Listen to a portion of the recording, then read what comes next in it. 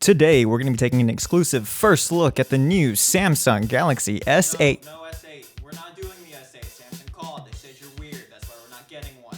Justin's not happy about it. Today, we're taking a look back at the Samsung Galaxy S7 Edge. Still one of the best smartphones ever, or just another soggy potato? Hey, quit going off script. You're not even wearing pants right now. Well, neither are you.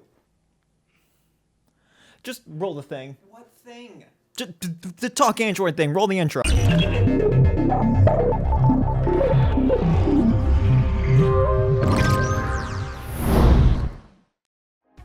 The Samsung Galaxy S7 Edge. Some say it's the best non-explodey smartphone of 2016. Regardless, the phone's been out for almost a year, so I'm not going to bother running through all the specs. I'll just throw them up on the screen here. Overall, in the year that I've had this phone, it's really held up, but there's one really glaring issue that I need to point out to you right off the bat because I just can't show you anything on this phone without you noticing it. So yeah, big splotch on the Edge display, that showed up a few months ago, and the pink line running through the right side of the screen, that showed up a few weeks ago. Even with quick software fixes, it doesn't seem to be helping at all. I can only really surmise that it's a hardware problem, but why that came up I'm not really sure because this phone hasn't been subject to any particular physical abuse.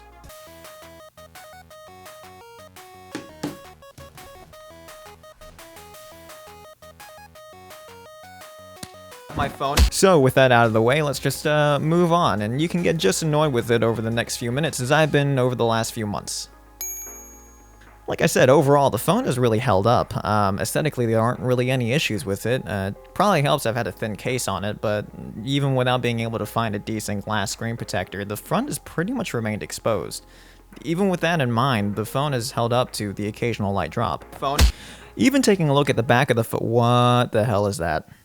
Alright, this probably deserves a bit of an explanation. Since the phone has wireless charging, I stuck some magnets on the back of the phone, and then I got a wireless charger and I shoved some magnets in it, so that basically I can make a little one-handed magnetic wireless dash mount thing. And it's probably worth noting this idea wasn't entirely mine. I did borrow some ideas from different places, mostly from one of these videos here.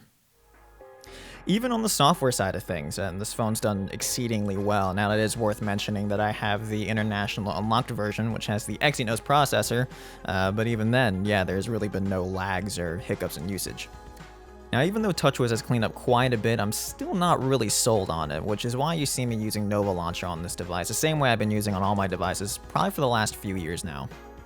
Speaking of TouchWiz, the rest of the UI elements look really nice, and the settings menus are pretty well organized.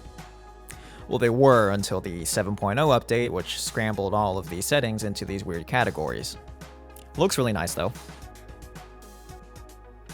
Now, depending on who you talk to, some might say that the Edge display is kind of useless. I found some use with it, just in really specific situations. I find it really convenient for accessing certain apps, which helps to keep my home screens free of some clutter, and also to access things like contacts, set timers, make an event, whatever it is. The Fingerprint Scanner works well enough. As long as my thumb and the home button are totally dry and not greasy, then I'd say it works about 80% of the time. However, the button does seem particularly unresponsive to my index fingers. But it probably doesn't help that I have the index fingers of a small child. The audio that comes out of the 3.5mm headphone jack is decent, if a little on the quiet side. That could also be because I usually route my audio through this little Bluetooth receiver, which is stupid loud. Leave a comment down below if you want to see a more in-depth overview of this thing. In-depth overview, is that a thing? The audio that comes out of the downward-facing speaker is about what you'd expect. It's loud, but has no low end, duh, and it tends to distort pretty badly at higher volumes.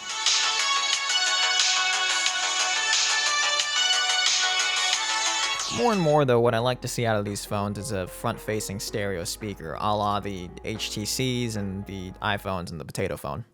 Even with an SD card slot, which I do use, I kind of wanted to see more internal storage on these devices, specifically because Samsung doesn't actually let you allocate system memory to external storage. Now, there are 64GB versions of this phone available, but they seem to be exceedingly rare and disproportionately expensive. Even a year later, I have not seen one in person. Practically speaking, the 3600 milliamp hour battery is held up beautifully, which is a super nice change from my LG G3, which at the end of its unexpectedly short lifespan couldn't last more than 4 or 5 hours on a single charge. You see, with this phone I can easily manage a 10 to 14 hour day with moderate usage. The fast charging, especially the wired variety, works brilliantly. Samsung is continuing to refine its built-in power management features, especially the features that monitor apps for excessive power consumption and things of that nature. Now, probably my favorite thing about this phone overall though is the camera.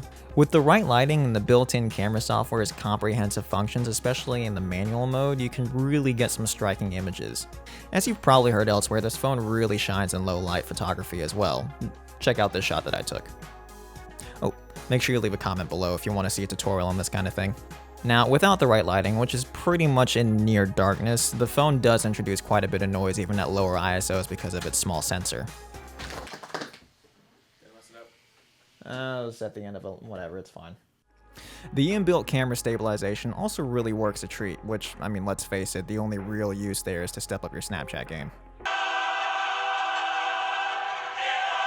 Now, the other features like the built-in filters and the wide-angle selfie are nice, but I've just never really had a use for them. So the S7 Edge is still a great phone, brilliant even. I just cannot get over this screen issue. It seems to be an isolated incident among my peers, but if you do a quick Google search, you'll find numerous reports of other people who've experienced the exact same issue.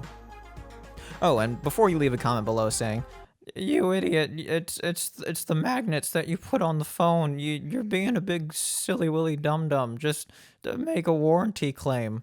Number one, even though magnets are mysterious things, they don't negatively affect phones. If they did, you'd probably be hearing a lot more reports from people who have bought all these different car mounts.